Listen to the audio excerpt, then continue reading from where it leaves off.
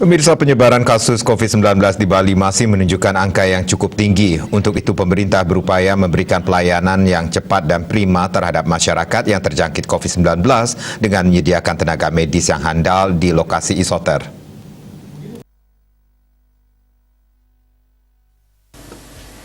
Bupati Badung Inyoman Giri Prasta menegaskan agar masyarakat jangan panik jika terjangkit COVID-19 karena pemerintah selalu mengupayakan dan menyiapkan fasilitas terbaik menyangkut penanganan bagi masyarakat yang positif COVID-19.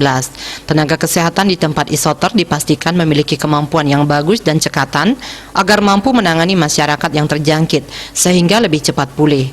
Untuk itu seluruh masyarakat dihimbau tetap tenang dan selalu menerapkan protokol kesehatan dengan ketat dan jangan pernah abai.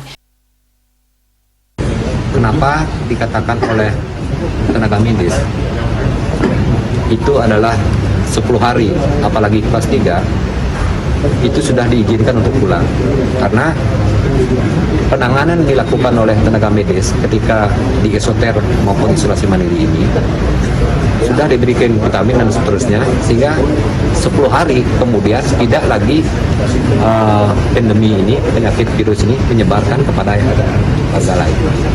Itu maka sudah diizinkan. Maka inilah cara kami untuk memberikan edukasi kepada masyarakat, jangan sampai keduluan paniknya daripada persoalan yang harus dihadapi. Ini kita memberikan sebuah edukasi. Saya kira itu.